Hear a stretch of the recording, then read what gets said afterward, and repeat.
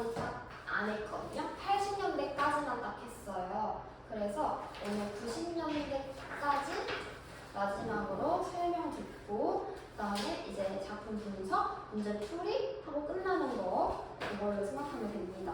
근데 막 작품 분석 되게 어렵다고 하잖아요. 진짜 솔직히 좀 귀찮고 짜증나고 굳이 내가 이걸 해야 되나 싶을 순간들이 되게 많이 왔을 텐데 그걸 견뎌야 해요. 그걸 견뎌야 해요. 왜냐면 제가 오늘 이제 밤새서 잠 한숨 안 자고 평가원 문제를 준비했거든요. 평가원 문제 풀이를. 근데 딱 풀이하면서 느꼈어. 아, 진짜 우리 작품 분석을 잘 되는 사람이 잘 하겠다. 문제가 작품이 지금 너 문제 풀어봐서 알겠지만은 진짜 아예 낯선 작품밖에 없지 않아? 우리가 작품 그렇게 많이 했는데도 내가 모르는 작품들이 진짜 많을 거예요. 그쵸? 거의 모르는 작품들이야. 그래서 우리가 지금까지 했던 것들 있잖아요. 익숙한 작품들에서 화자 찾고, 대상 찾고, 그 다음에 정서나 태도 찾고, 상황 찾고, 주제 찾고, 그래서 제목의 의미 찾고 했던 그 다음에 표현상의 특징. 이 표현상의 특징은 그냥 표현법만 알면 되겠죠.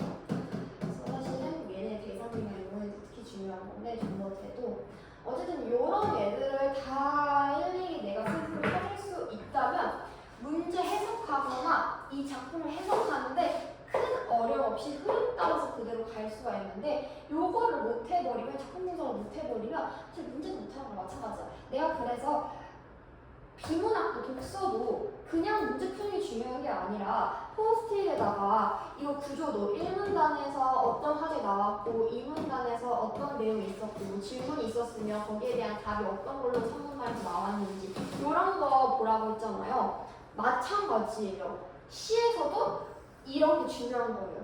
비문학에서 이게 중요하듯이 계속 강조를 하고 있습니다. 이번 방학 때 계속 우리 요거 했어요. 이거 강조하면서 계속 봤습니다. 알겠죠? 이게 문제 그냥 막 들이다 푸는 거가 당연히 지금은 좋겠지만은 그렇게 한다고 아무 의미 없어요. 뭐가 한 번 더 이렇게 한 발짝 올라가야지 문제 풀 때 좀 도약이 되죠. 그래서 이제 우리가 90년대를 해볼 거예요. 이제 90년대를 해보겠습니다. 1990년대 적어주세요.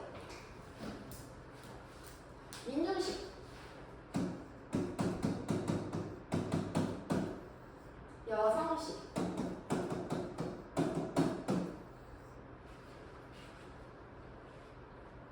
생태식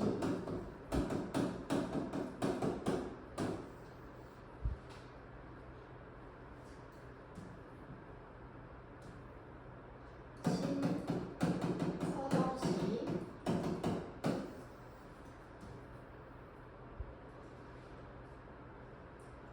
한상식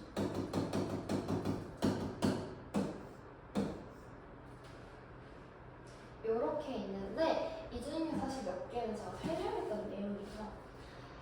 민중시는 뭐냐면요. 우리 80년대 때 노동시랑 농민시 이런 거 했었거든요. 비슷해요. 그래서 80년대 때 했던 그런 노동시나 농민시 같은 것들처럼 민중시도 어떤 그때 당시의 이념이나 우리 민중들의 상처 이런 것들에 대해서 얘기하는 거라고 생각하면 됩니다. 그래서 적자면은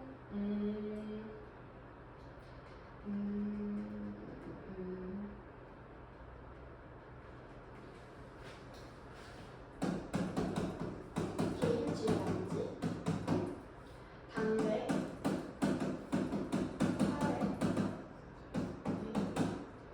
소외, 고립에 대한 화해를 한다고 생각하면 돼요. 여기에 대해서 꼬집고 근원적인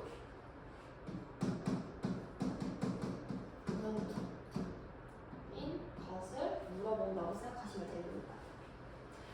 근원적이라는 말은 우리가 지금 왜 이렇게 서로를 막 비판하고 있는 거야? 우리 사회가 왜 이렇게 지금 소외를 가지고 있는 거지? 왜 우리끼리 상처를 내는 거야? 대해서 근원적인 물음을 얘기한다고 생각하면 됩니다. 시는 되면 좀 더 이해하기 쉬울 거예요. 여성시는 그냥 여성의 또 여성주의죠. 여성주의, 여성에 대한 내용들이 있는 거고요. 생태시는요. 생태시가 조금 앞에 나왔던 것들이랑 좀 다른데 생태시는 자연 친화적이라고 생각합니다.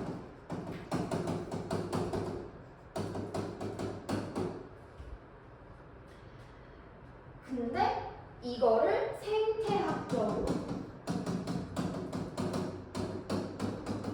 우리의 일상 속에서 접근했다 이렇게 보시면 됩니다. 그 다음에 신서정시 같은 경우에는 90년 되면 사실 있잖아. 90년 되면 진짜 지금이랑 물론 차이가 있긴 하지만 그 앞에 나왔던 시들보다 확실히 좀 차이가 덜 나죠. 아무래도. 그래서 90년대쯤 되면은 90년대의 도시에서 사람들끼리 도시적인 풍경에서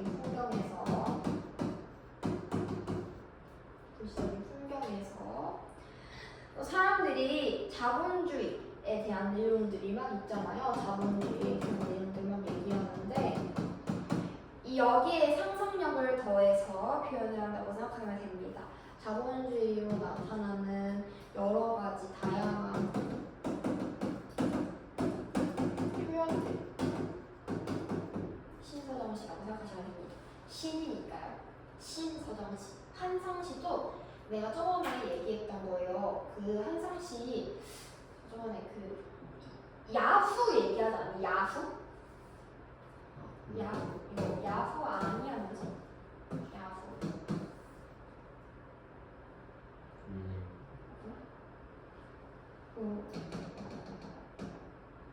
옛날에 있던 네이버 같은 네이버 대체 그거야? 맞아. 원래 야후였다고 했잖아. 그런 것들이 막 했을 때 시기가 90년대가. 그래서 인터넷에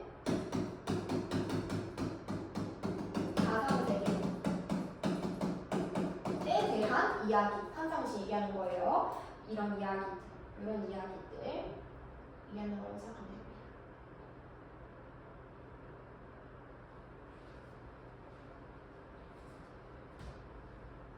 그래서 몇 가지 작품만 좀 볼까요? 몇 가지만? 90년대는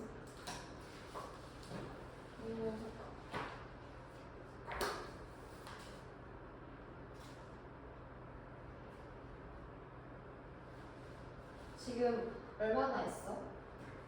네.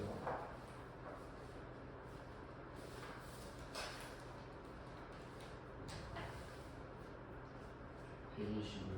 네. 110. 119? 네.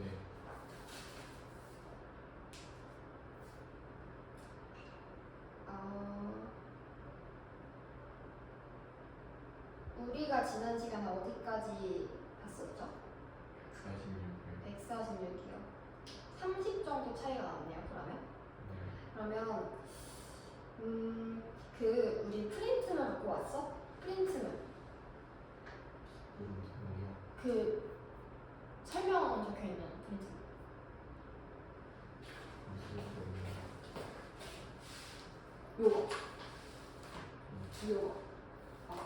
요거.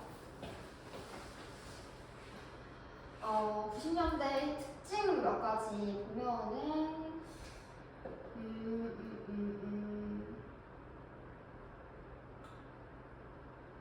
자본주의랑 사회주의 이념이 대립했던 것들이 다 사라지면서 나에게 시작하는 일상적인 삶이나 생활 감정 이런 것들에 대해서 주목하게 되었다는 건데요. 그래서 생태주의시, 여성주의시 혹은 지금 제가 말하는 이런 뭐 환상시, 신서정시처럼 인터넷이라든지 좀 색다른 시들이 많이 나타났다 이렇게 생각을 하시면 됩니다. 그리고 근원적인 정석, 근원적인 것들에 대해서 물어보는 것들이 있었다는 건데 149를 볼까요? 149.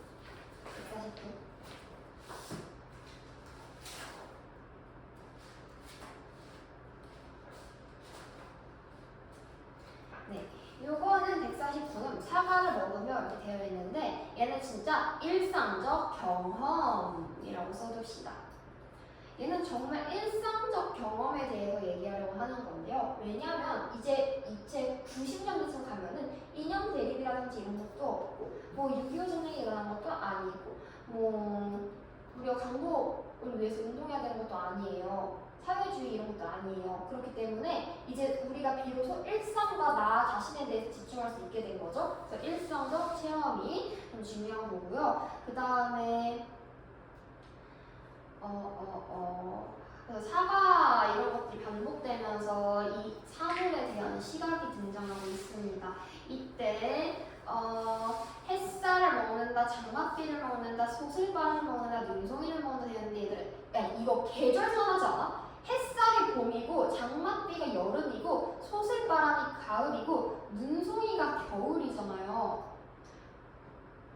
이해돼요?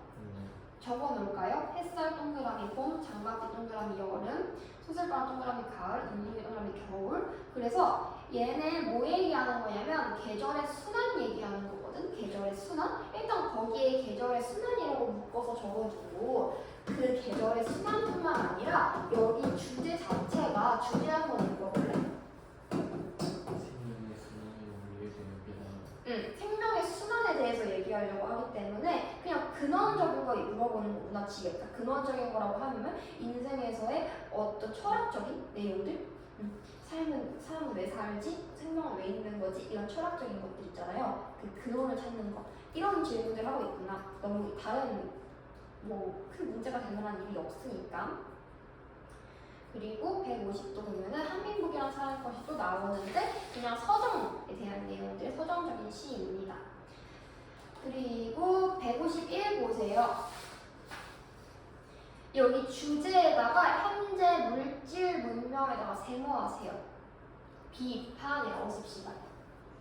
이제 현대 물질 문명 비판하는 내용들이 있고요. 그래서 거기다 적을게요. 생태계 파괴,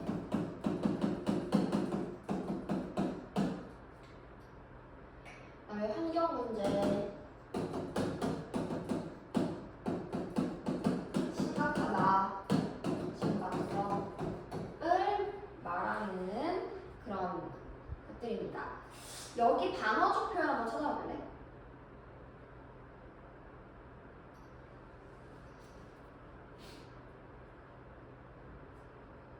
단어적 표현 한번 찾아보세요. 1년에 있어요. 힌트를 주죠. 그렇지 않고서야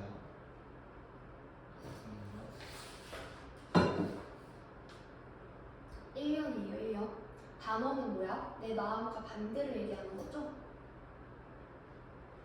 역설이 아니에요? 모순이 아니에요?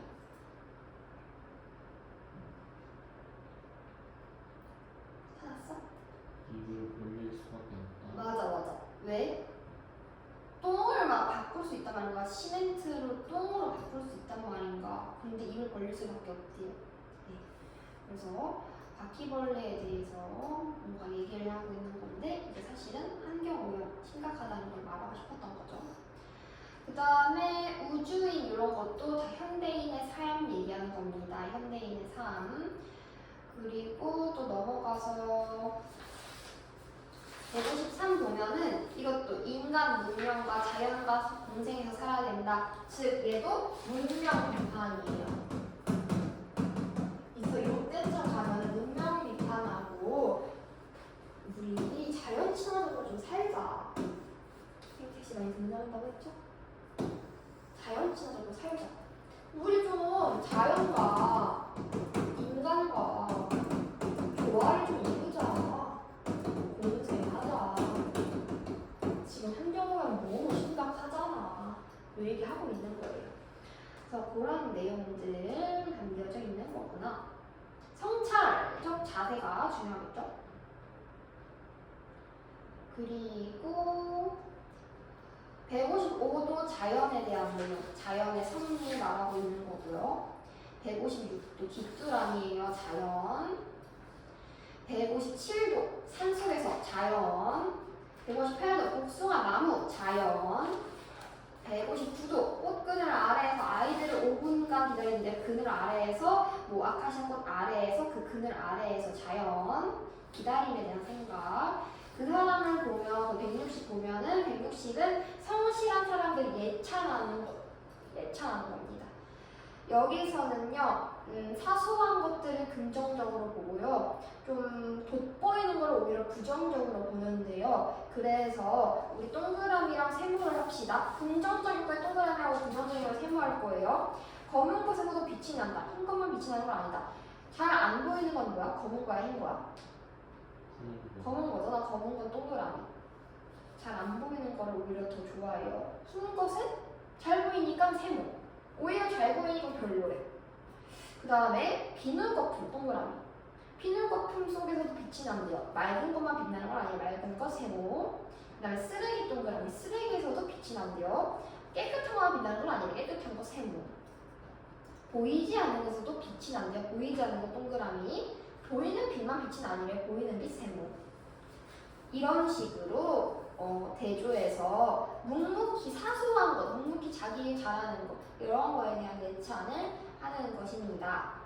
그 다음에 161도 보면은 삶에 대한 예찬입니다. 이것도 삶이란 무엇인가에 대한 내용이고요. 162도 물살, 생명력, 자연. 163은 상처, 자연의 순환. 상처는 스승이다. 자연의 순환이고요. 164도 고래가 있어야 한다. 푸른 바다. 그 다음에 165 윤동주 시집이 든 가방을 들고 요거는 자아 성찰이고 반어입니다. 반성입니다. 반성. 그 다음에 166 세안도. 요거 우리 하지 않았나? 내신 때 한 거 같아. 세안도. 그쵸? 그림 나오는 거. 이 손재박 교과서에 있었어. 그리고 167 첫사랑. 이런 것들은 다 서정시가 되겠죠? 서정시. 168도 일상적인 내용들. 그래서 제가 지금 계속 얘기하고 있지만요. 이제 어느 정도 사건 같은 게 없다 보니까 이제 일상적인 삶에 대한 내용이나 서정시들이 등장합니다. 171에 베르니혀 있는데요. 요거는 우리 평가 문제도 있어요. 이거 수능인가 모의고사인가에 나와가지고 이것도 있습니다. 베르니혀 사랑에 대한 본질 얘기한 겁니다. 상수연화물 농사라든지 이제 우리가 흔히 얘기하는 교과서에 많이 나오는 내용들이 그 이후에 딱 등장하는 것들이 문정의 흙이라든지 율포의 기억도 그렇고 의자도 그렇고 이제 다 한번 내신 때 한 번씩은 봤던 것들이라서 쭉쭉 이제 푸시면 됩니다. 끝까지. 어디까지 하냐면 240 아니다. 외국 거는 빼고 234까지 있어? 234까지? 있어요? 없어요? 훨씬 있어요. 뒤에 다른 힌트는 있는 거 아니야? 70부터. 그래? 그러면 나한테 있나 보다. 나한테 받아가세요. 네. 그래서 우리가 이렇게 많이 봤었고요. 여기까지 하면은 끝이에요. 그래서 이제 요걸 볼 거예요. 평가 문제. 요걸 볼 겁니다. 요걸 볼 거예요. 이거는요. 아마 풀 때 진짜 어렵다고 느끼지 않았어? 모르겠어? 안 어려웠어? 천천히 풀었어요. 이거 고3 거예요. 평가원이니까. 고3 6월 모의고사, 9월 모의고사, 수능이에요. 그래서 1쪽 펴볼래? 1쪽 피면은 2026년부터 2008년도까지 있는데 내가 임의로 내 맘대로 나눠놨어. 왜냐면 여기 중에 하나 있었는데.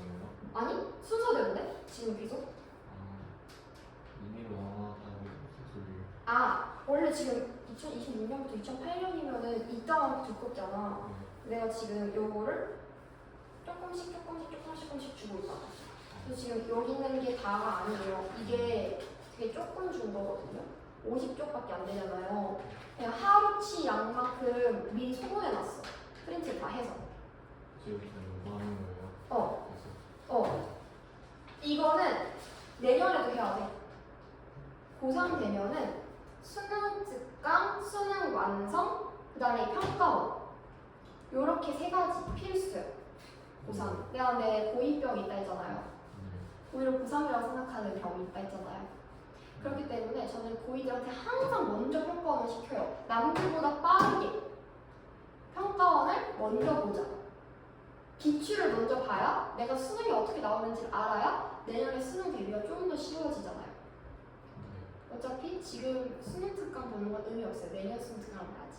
그래서 평가원은 어차피 항상 그 상태에서도 봐야 되기 때문에 저는 항상 고2 아이들에게는 이 평가원을 시키고 있습니다. 그래서 이번에 우리가 평가원을 또 하면서 소설이 나오면은 그 소설에 대한 개념 정도를 좀 잡고 갈 거예요. 지금 우리가 시의 어떤 흐름만 봤거든요. 현대시의 흐름, 근대시부터 해가지고 1910년부터 1990년대까지 갔단 말이에요. 근데 이제는 소설 같은 경우에는 그렇게 보기엔 너무 양이 많다 보니까 요거 하면서 평가하면서 제가 조금씩 나오는 것들 짚어주는 걸로 그렇게 하겠습니다.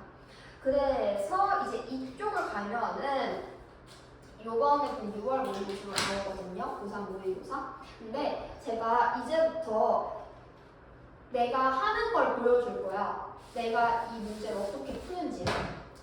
그러니까 잘 풀면 저렇게 푸는 거구나.를 배우시면 돼요. 알겠죠? 네. 그러면 저는 제일 먼저 뭘 보냐면요. 제목부터 봅니다. 이것도 노트에다가 적어주세요.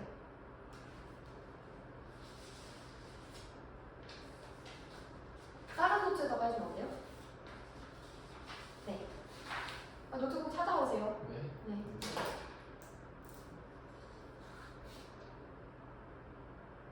추워?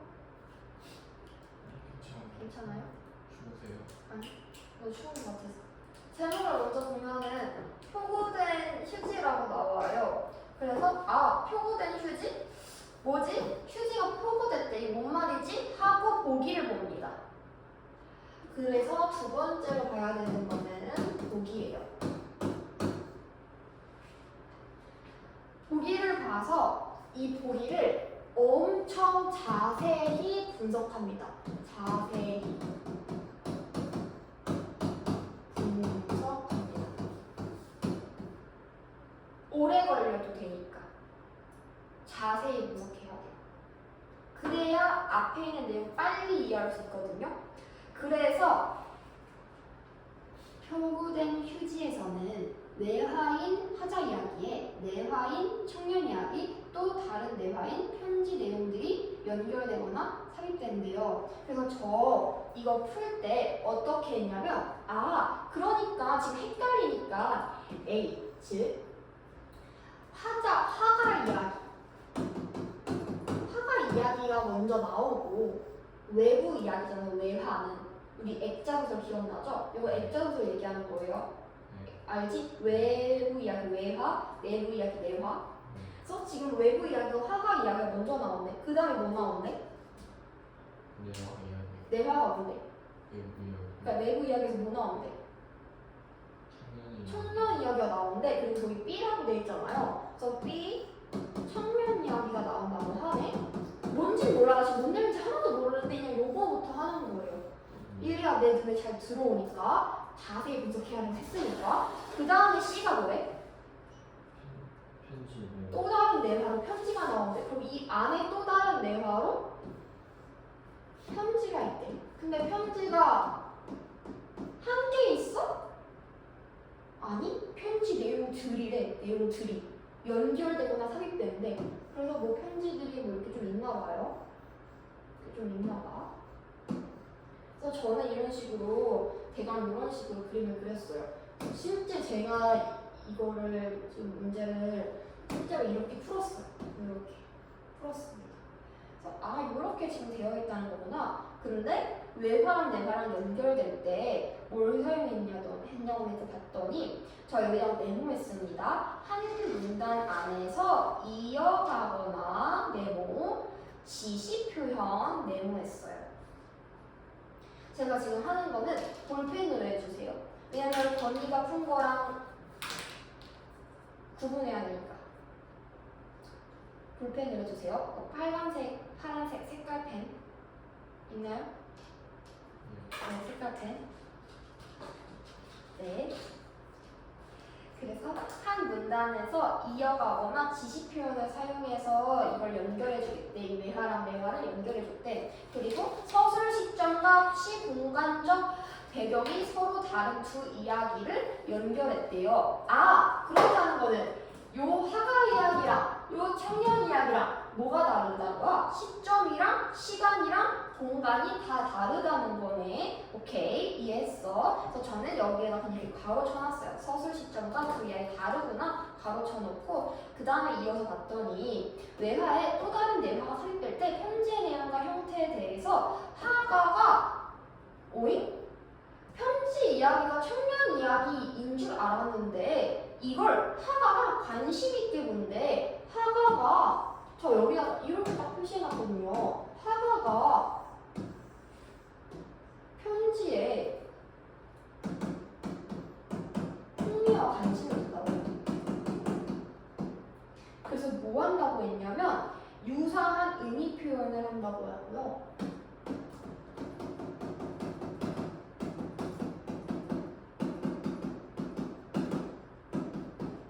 그리고 거듭 제시된 내용으로 의미를 되새긴대요.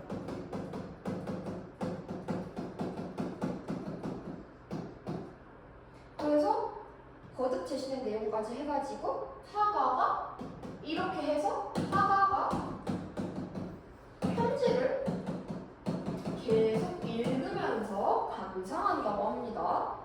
그리고 그 의미를 되새긴대요. 편지를 감상을 한대요. 그래서 그냥 외부 이야기, 내부 이야기 따로따로인 줄 알았는데 시점이랑 시간가 따로따로인 줄 알았는데 이걸 보니까 얘네들끼리 연결이 되네. 하가가 편지랑 뭔가 연관이 있네 라는 것까지 체크할 수 있고요. 그러면 내가 주의 깊게 봐야 되는 거는 요 외부 이야기, 내부 이야기 연결에 대해서 아까 계속 얘기가 나왔으니까 연결하는 거 첫 번째로 우리가 지금 볼 때 봐야 되는 거고 두 번째로 요 흥미, 관심 있게 본 것들, 유사한 의미 표현들, 거듭 제시된 내용들이 분명 나올 텐데 그게 분명 성질로 똑같이 문제로 나올 거야. 그리고 이게 답인지 아닌지 쓰라고 할 테니까 내가 그거를 더 주의 깊게 봐야겠다를 생각한 다음에 지문을 들어가면 되는데요. 이때 저는 그냥 지문까지 들어가지 않고 선지까지도 봤거든요.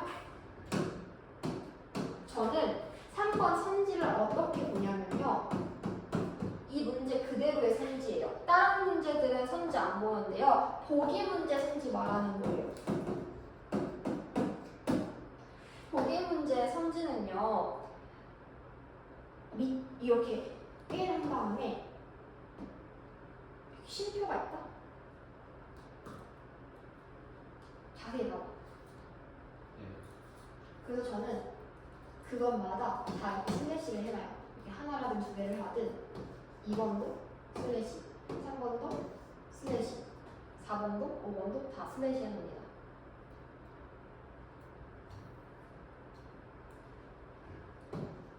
이 이유가 있어요. 뭐냐면 이 앞에 있는 내용은 지금 내용이에요. 즉 작품 소개입니다. 쓰세요.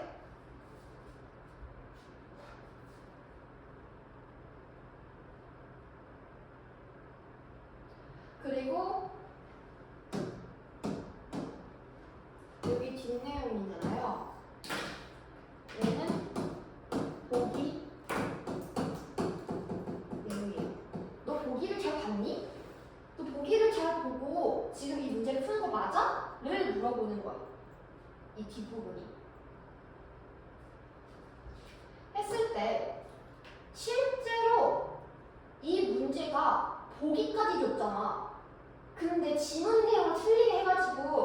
되게 허탈하게 요 지문 내용 자체가 틀린 애에서 틀리게 두겠어?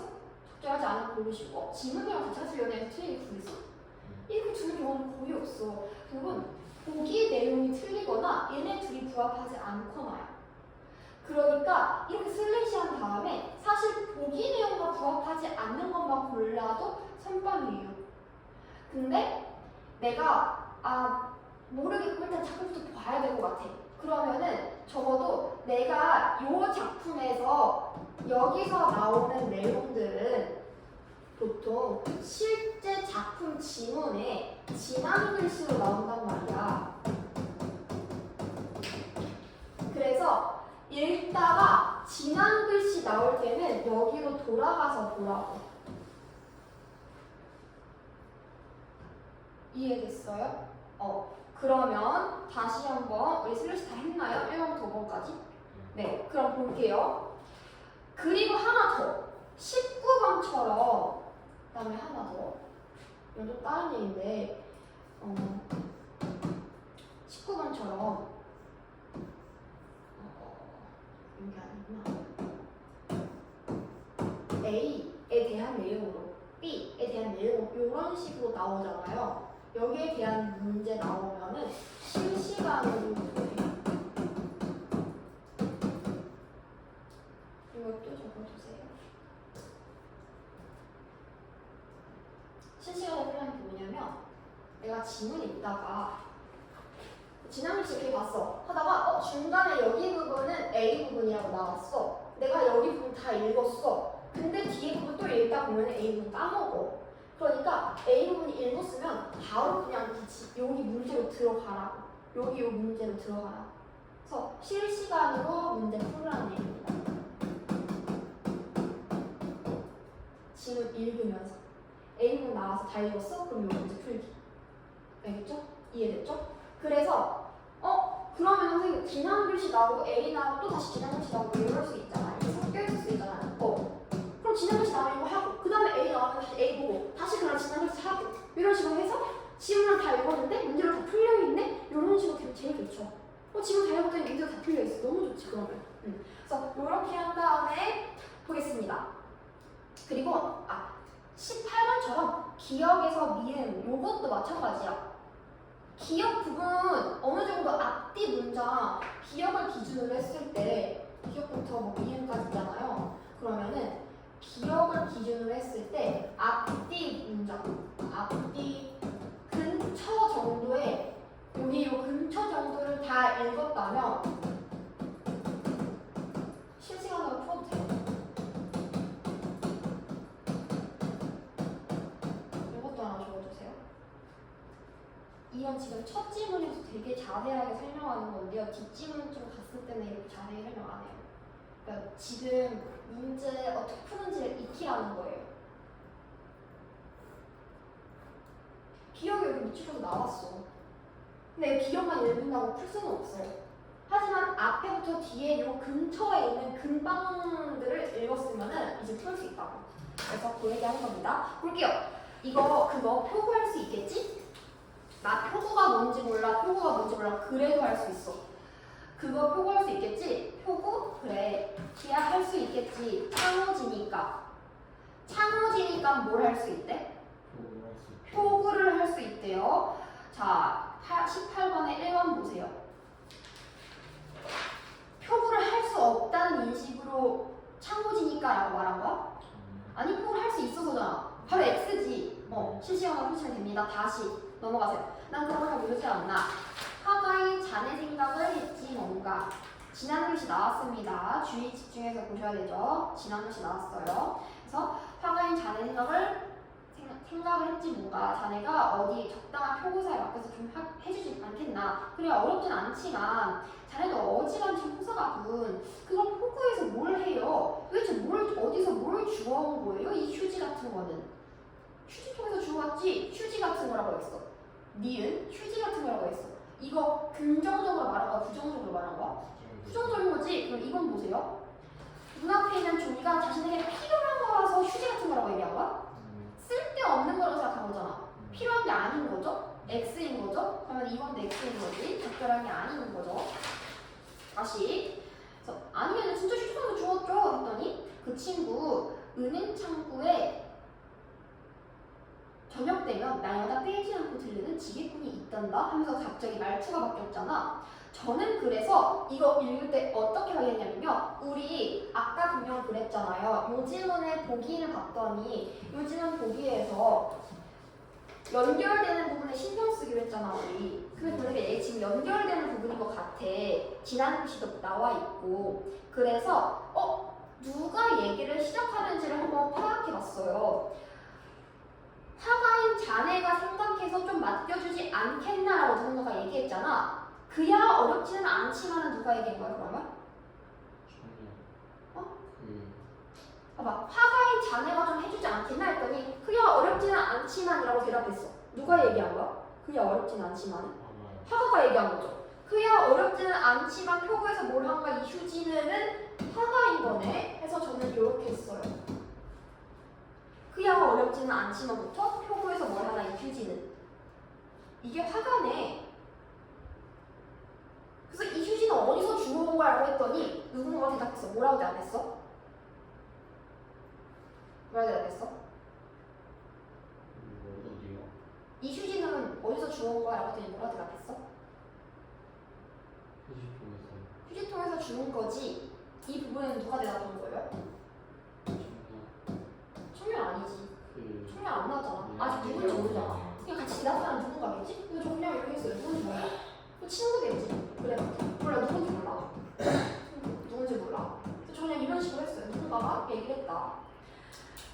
근데 갑자기 그냥 휴지통에서 주는 거지. 그 친구 은행 창구에 저녁 되면 날마다 빼지 않고 들르는 지게꾼이 있단다. 지난 글씨. 은행 문 앞에 지게를 부서 세워놓고는 매우 재성스러운 태도로 조용히 은행 안으로 들어서는 스물댓 나 보이는 그 검은 얼굴의 청년을 처음엔 안내원이 막았다라고 했는데요. 저는 여기서 우리 아까 분명 얘기했잖아. 청년이 나온다고. 근데 벌써 지금 청년이 등장했어. 저는 소설이면은 인물에 진짜 집중해서 생각을 하거든요. 근데 지금 청년이라는 인물이 나왔어. 그럼 우리 청년을 일단 동그라미 해야 돼. 청년을 동그라미 하고 청년이 나왔다는 거는 지금 나도 모르게 어느 이야기로 들어갔다는 거야? 내부 이야기로 들어갔다는 거잖아. 그러면 아까 우리가 봤던 거기가 연결부분이었구나를 깨닫게 되고요. 그 지난 글씨 봤으니까 우리 21번 풀 수 있겠지? 21번에 1번 보세요. A 외화에서 지게꾼이 있단다라고 들었음을 서술한 뒤에 은행의 안내원이 막았다라는 B의 첫 문장을 서술한 것은 A에서, 즉 외화에서, 화가 이야기에서 B, 즉 청년 이야기로 서술 시점이 바뀌었잖아요. 여기 이렇게 둘이나 시점도 다르고 시간도 다르다고 했잖아. 갑자기 우리 대화하는 거, 화가랑 친구랑 대화하는 거 나오다가 은행원에 한 친구가 있었단다. 그러니 갑자기 은행원이 막았다. 뭐 했다. 이런 식으로 시점이 바뀌어버렸어. 말투도 바뀌고, 그쵸? 그래서 이렇게 변하는 부분이 한 문단 안에 연결된 거래. 한 문단 안에 연결되어 있죠. 한 문단 안에 연결되어 있죠? 네? 네? 한 문단 안에 연결되어 있어요? 모르겠는데. 이해가 안 됐어요? 그러니까 봐봐. 다시 우리 아까 슬래시 했잖아요.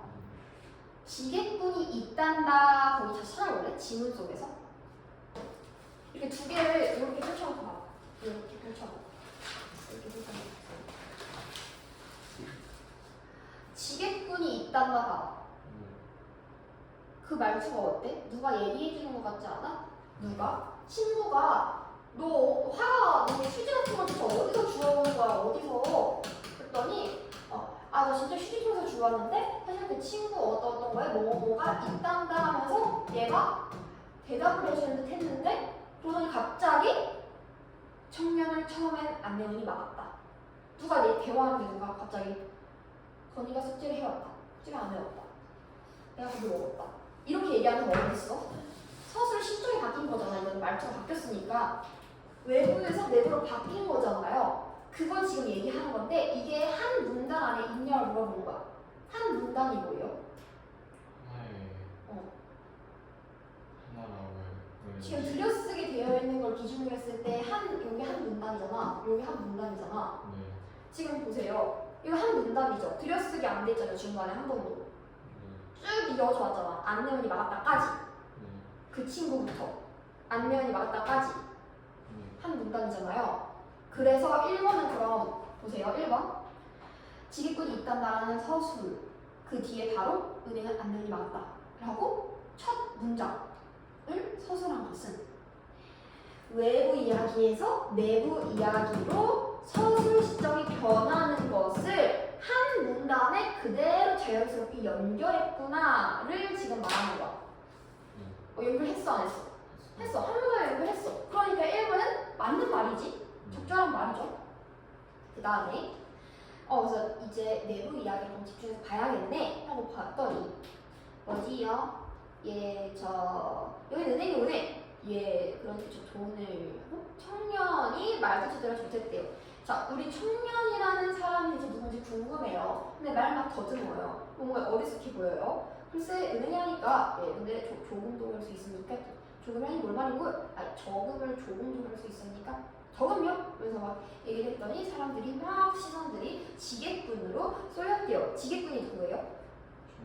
청년이요. 저는 사람 이름 바뀌면 다 체크해. 다 동그라미 해놔요.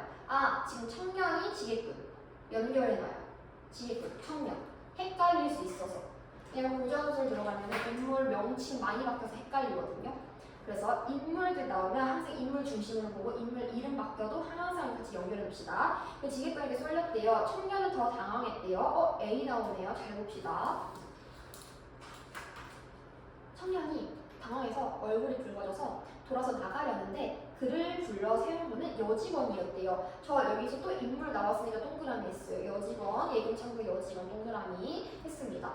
청년은 손에 말고 있던 어떤 꼬깃꼬깃한 100원짜리 지폐 5장이랑 목도장을 꺼내서 도장을 꺼내가지고 떨리는 손으로 이렇게 돌돌돌 하면서 여직원에게 다 쳤대요. 청년은 저같이 한 구석으로 가가지고 불안스러운 눈으로 잘한 거 맞아? 이유를 바꾸는 거지. 그래서 한참 만에 그는 흠칫하고 놀랐대요.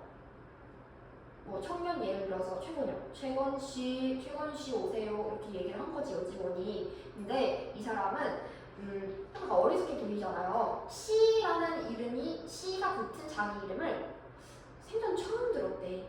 그는 여직원 앞으로 달려와서 빳빳한 통장을 갖고 여직원이랑 안내원한테 굽신굽신 절도 하고 조심스럽게 유리문을 밀고 나갔대요. 통장을 확인할 경험도 없이 그 정도로 막 당황하기도 하고 그랬나봐. 자, 이렇게까지 봤을 때 A 부분을 이제 풀 수 있습니다. 19번 A 볼게요. 대화 내용을 간접 인용으로 서술했다. 간접 인용이 뭐야? 뭐뭐뭐 했다. 요거 안 나오고 뭐뭐뭐 했다죠. 근데 그게 있어요? 없어. X. 2번. 편집자랑 논평을 통해 인물 간의 갈등이 있었어? 싸우는 일 없었죠? A에서는 없었어요. 위에서는 뭐 있을 수 있어도 없어요. X. 3번. A 자체만 봐야 돼. 동시에 진행되는 사건이 있었나요? 그리고 상반된 태도가 있었나요? 없었습니다. X. A 자체만 봐야 되니까 A는 없었죠. A 자체로만 해서는. A 안에서는. 4번 보세요. 추측하는 진술이 있었나요? 인물이 빠른 움직임? X. 5번 보세요. 거리와 위치를 나타내는 표현이 있었나요? 어디? 한 구석으로 가서서 눈으로 저 멀리 여직원을 지켜보고 있었다. 이게 거리랑 위치를 나타내는 표현이고, 멀리서 지켜보고 있다는 거는 불안하니까. 내 돈 어떻게 하는 거 아니야? 이 지금 잘 모르는 사람이니까 불안해서. 그래서 5번이 답이 되겠죠. 그렇게 썼나요? 잘 씁니다. 그 다음에 이제 그 이후를 걸 보세요. A 거 이후를 볼게요. 다음 날부터 그 청년은 내일 저녁 무렵이면 꼭꼭 들렸대요. 200원이라도 300원이라도 500원이라도 꼭 입금을 했고 돈을 찾아가지는 않고 입금을 해서 잘 모으는 거죠. 그래서 이제 제법 안내원과 익숙해졌으나 여전히 좀 부끄러워하고 제가 되게 적은 돈을 죄송합니다 이런 식으로 했대요. 그러던 어떤 날이었어요. 되었습니다. 그날은 여느 날보다 조금 일찍 청년이 은행에 들렸습니다. 그래서 오늘은 일찍 오셨네요. 얼마를 좀 넣기세 기계 오늘은 좀 하면서 종이 뭉텅이를 가져왔대요. 왜요? 그랬더니 이거 정말 죄송합니다. 이거 얼마 되지도 않은 걸 동전으로 그동안 저금통에 넣었던 걸 오늘 띄웠죠. 길에 여기 이렇게 하면서 동전을 이제 저금통에서 깨웠던 거를 갖고 왔나 봐요. 그래서 많이 모으셨네. 죄송합니다. 정말 이거 하면서 뒤통수 굴적거리면서 또 구석으로 갔대요. 이게 바로 그 지게꾼 청년이 동전을 싸가지고 온 종이지. 친구는 내 손에 그 편지를 가리켰다. 뭔가 이상하지 않아? 지금 청년 얘기하다가 갑자기 친구 얘기가 나왔어. 그러면 구석으로 갔다. 끊고 이게 끊고 다시 어디에서 어디로 온 거예요? 내부에서 외부. 그치, 내부에서 내화에서 외부로 온 거죠? 외화로 온 거죠? 그러면 외부로 왔는데 이 친구라고 했잖아. 친구. 아까 내가 얘 누군지 모르겠다 했잖아. 얘 친구인 것 같다. 친구래. 친구구나. 그리고 내부에서 외부로 바뀌었고 지금 막 진한 글씨가 있어요. 그래서 다시 우리 21번을 갈 수 있겠네요. 21번 B에서 구석으로 갔다라고 마무리하고 이계로 A를 다시 이어가는 것은, 즉 외부 이야기를 다시 이어간 것은 B에서 A로 시간적 선호가 역전되면서 이어지는 부분을 지시 표현을 사용해서 다시 연결한 것이군 이라고 했습니다. 자, 요거 제가 지금부터 이렇게 소설의 어떤 개념이나 특정 어휘가 나오면은 좀 집중해서 봐야 돼서 형광펜으로 하라고 가끔씩 얘기를 할 건데요. 지금 여기 부분이 형광펜이 해야 되는 부분입니다. 시간적 선호가 역전. 시간적 선호가 역전. 형광펜 하세요. 아니면 메모를 하든 박스를. 시간적 선호가 역전이 무슨 뜻이야?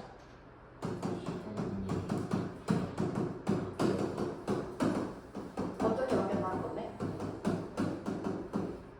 원래는 과거에서 현재 얘기하는데 지금 현재에서 과거로 바뀌어서 맞아. 정확해요. 현재에서 과거로 간다는 거야. 원래 이건데 이렇게 가지 않고 역전했다는 거니까 현재에서 과거로 간다는 거잖아요. 근데 보세요. 어디에서 어디로 역전했대? 시간적 선호 역전이 어디에서 어디로 해?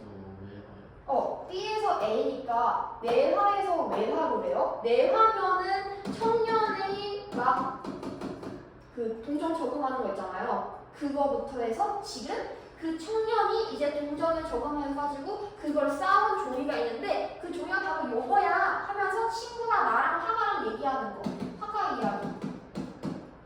뭐가 더 먼저 일어난 거예요?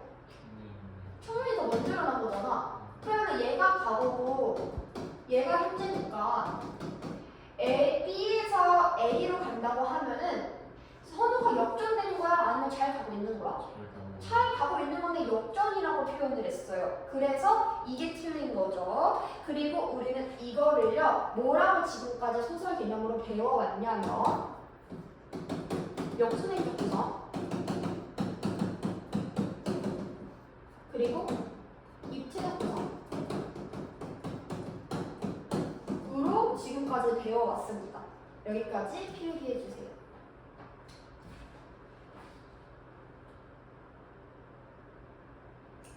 그리고 우리가 여기 형광펜 칠하는 것들을 모으면은 엄청난 보물이 돼서 이게 이제 우리가 문학을 풀 때 도움이 아주 많이 될 거예요. 노트를 꼭 찾길 바라며 국어 노트를 찾는다면 꼭 이걸 다시 적어놓길 바랍니다. 네. 그래서 그러면은 답이 나왔어. 답 뭐야? 2번이네. 2번 나왔네. 그리고 다시 그러면은 원래대로 돌아가서 친구는 내 손에 그 편지가 지금 메모되어 있어요. 20번이 편지 내용에 대한 내용입니다. 편지를 가리켰대요. 동전 싸가지고 종이가 알고 보니 편지였나 봐. 근데 그 편지가 그래 그럼 그의 집에서 그 청년에게 보낸 편지란 말인가? 했더니 친구가 글쎄 그렇다고 할 수는 없겠지. 동전을 세는 여직원을 거들어주다가 우연히 발견해서 재미있다고 생각돼서 가지고 왔대요. 친구는 재밌다고 생각했대요. 그래서 그 친구의 편지 내용이 나옵니다. 편지 내용이 나옵니다. 있어. 자, 여기가 이제 나오는 거죠. 여기가. 했더니 우물집 할머니 하루 알고 갔다. 모두 잘 갔다 간다. 장손이 장가 갔다. 셋시는 넘어 마을 공부영 간 딸이다. 부장내 탄실이 시집간다. 신랑은 의외 석이라던다. 앞집 순이가 어제 저녁 감자살 치마에 가려 들고 왔더라. 순이는 시집 안 갈기라 하더라. 니는 빨리 장가 안 들어야겠나 라고 얘기하는 것까지가 편지예요. 나는 BCC 웃음이 새어 나왔고요. 편지 내용도 그렇고 친구가 이걸 보고 재밌다고 생각했던 이 장난기도 그랬대요. 여기까지 시나리오시 나왔으니까 또 그럼 3번 볼 수 있겠죠. A에서 재밌다고 한 친구의 말 뒤에 C의 일부를 삽입한 것은 A에서 화자가 편지 내용과 친구의 장난기를 흥미롭게 받아들이면서 BCC가 웃게 되는 이유가 되는군. 즉 편지를 삽입하면서 이 편지 때문에 얘가 이렇게 웃었구나를 우리가 이해할 수 있게 되냐를 지금 물어보는 건데요. 맞아요? 맞죠. 그러면 3번 맞으니까 넘어갈 수 있고요. 그 다음에 자 이제 디귿 나옵니다. 표고사 주인한테 이거 굉장한 겁니다. 이거 정말 국보급이에요 라고 얘기를 했대요. 처음에 아까 휴지라고 했잖아. 근데 이제 국보급이라고 했대. 그랬더니 표고사 주인이 뭐 했대? 머리를 갸웃거렸대요. 자 다시 이제 3번 볼게요. 표고사 주인은 종이에 담긴 내용에 주목해서 화가가 국보급이라고 한 걸 동의했어요? 갸웃거렸잖아. 그쵸? 그러면 아니죠? 틀렸죠? 그 다음에 그리고 얼버무렸고 갸웃거렸고 그 후에 나는 편지 자체가 애초에 까먹고 있었대요. 그리고 나서 이 친구가 은행 다니는 친구였나 봐. 은행 친구가 이 은행 친구가 어느 외국 지점으로 전근되었다가 이 은행 친구가 비행기가 떠날 때 이 은행 친구의 비행기가 떠날 때 내가 갑자기 편지 생각이 난 거야. 편지 갑자기 내용이 다시 또 나오네요. 니 떠나고 며칠 안 있어서 송아지가 나왔다. 자, 나는 이 편지 생각이 좀 확 나가지고 그 길로 어디 갔대요? 그 길로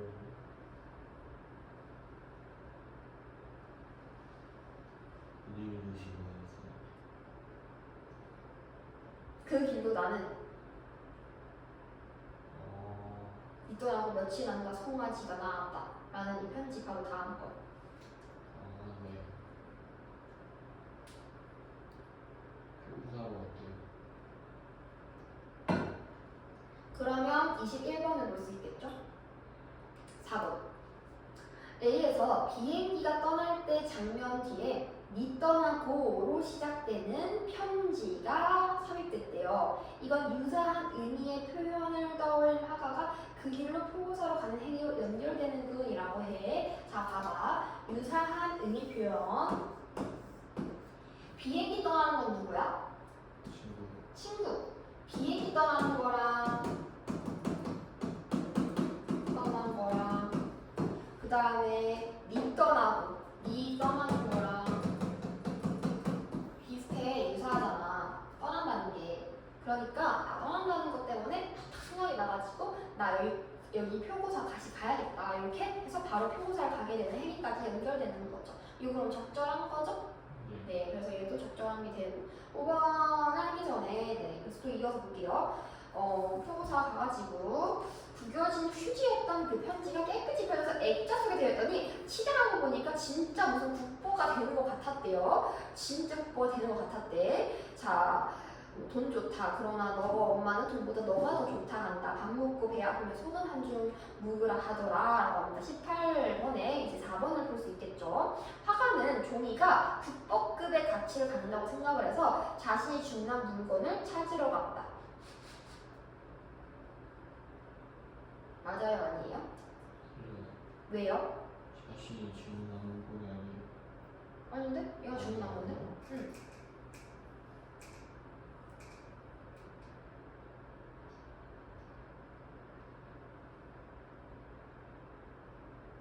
그냥 주문한 거잖아요. 얘 주문했다고요? 응. 얘 오늘 주문한 거예요. 표구사한테 맡겼잖아. 네. 표구해달라고. 네. 다시 이렇게 잘 펴달라는 거잖아. 편지를. 뭐예요? 왜 이게 틀렸다는 거야? 틀린 4번. 거 맞아요. 4번 틀렸어. 왜 틀렸어? 맞아요. 화가가 종이가 국보의 가치를 갖는다고 생각을 하여 찾으러 간 거예요? 가치를 생각해서 그런 거 아니에요. 뭐 때문에 찾으러 갔어? 갑자기 뭐가 생각나서? 친구가 친구. 비행전하니까 떠난다? 니 떠나고 송아지가 나왔다. 맞다 편지 하고 맞다 편지 편지 찾으러 가야겠다 하면서 같이 편지 찾으러 간단 말이야. 그러니까 얘가 이거는 국보급이니까 꼭 기억하고 있다가 꼭 찾으러 가야지 해서 두근두근 해서 편지 찾으러 간 게 아니라 친구가 비행을 와서 입고 있었다. 얘 뒤에 입고 있었어. 국보급이라고 입고 있지도 않아. 입고 있었다가 친구가 떠난다고 하는 상태에서 편지가 있었잖아. 하고 찾으러 간 거란 말이야. 그래서 틀렸죠. 그렇게 가치를 생각해서 찾으러 간 게 아니라고요. 국보라고 생각해서 찾으러 간 게 아니라고요. 네. 그리고 나서 봤더니 좀 국보네 이렇게 느낀 거지. 그래서 마치 국보를 된 것처럼 보이는데요. 그날부터 그 액자는 내 화실에 그냥 걸어졌대요. 화가니까 화실 있을 거 아니야. 그냥 그저 걸어둔 건데 그런데 이 상황이 또 그게 차츰 뭐가 되는 것 같아? 네? 네.